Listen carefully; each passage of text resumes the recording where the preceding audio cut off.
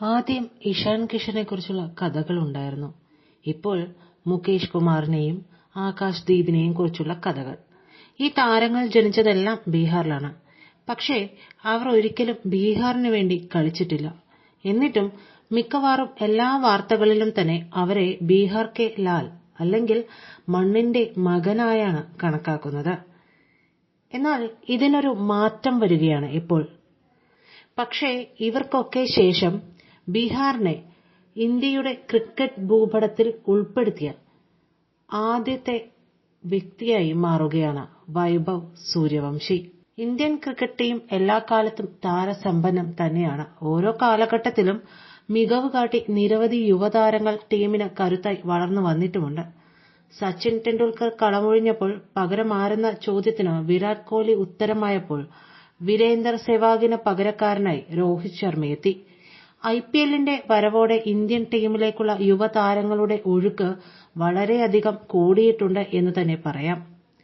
അത്തരത്തിൽ ഇന്ത്യക്ക് പ്രതീക്ഷ നൽകുന്ന പേരുകളിൽ ഏറ്റവും പുതിയ മുഖമായി എത്തിയിരിക്കുകയാണ് വൈഭവ് സൂര്യവംശി.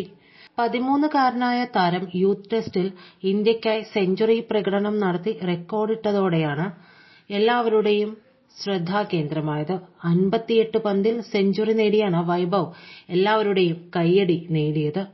അണ്ടർ-19 ടെസ്റ്റ് ചരിത്രത്തിലെ ഇന്ത്യക്കാരന്റെ വേഗ സെഞ്ചുറി കൂടിയാണിത്. 13-ാം വയസ്സിൽ ചരിത്ര നേട്ടത്തിലേക്കെത്തിയ വൈഭവിനെക്കുറിച്ച് എല്ലാം നമുക്ക് ഒന്നറിയാം. ഫസ്റ്റ് ക്ലാസ് ക്രിക്കറ്റിൽ അരങ്ങേറ്റം നടത്തുന്ന പ്രായം കുറഞ്ഞ രണ്ടാമത്തെ താരമാണ് വൈഭവ് സൂര്യവംശി.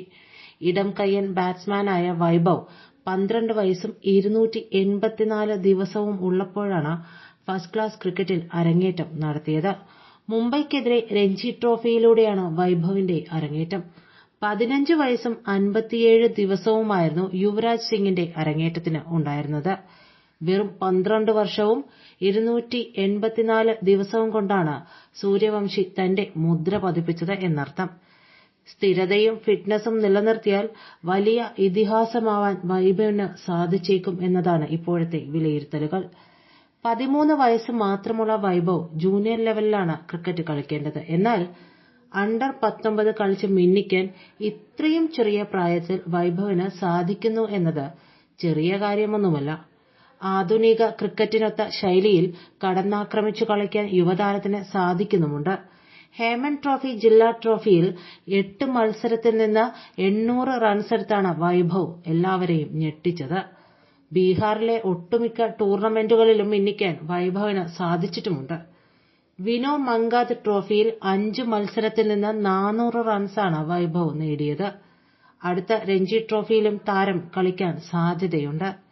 ഇന്ത്യൻ ടീമിലെത്തുന്ന പ്രായം കുറഞ്ഞ താരമാവാൻ വൈഭവിന് സാധിക്കുമോ എന്നതാണ് ഇനി കണ്ടറിയേണ്ടത്. വൈഭവിന്റെ കഴിവ് ആദ്യമായി തിരിച്ചറിഞ്ഞതും പിന്തുണച്ചതും വൈഭവിന്റെ അച്ഛൻ തന്നെയാണ്. 4-ാം വയസ്സിൽ തന്നെ വൈഭവിന്റെ കഴിവ് തിരിച്ചറിയാൻ അച്ഛനായി. ഈ കഴിവ് തിരിച്ചറിഞ്ഞ അദ്ദേഹം നൽകിയ പിന്തുണയും പരിശീലനം നടത്താനുള്ള സൗകര്യവുമാണ് യുവതാരത്തിന് ഇത്ര വേഗത്തിൽ ഒരു വലിയ കരിയർ നേടിക്കൊടുത്തത്. എന്റെ പിതാവ് ഒരു കൃഷിക്കാരനാണ്.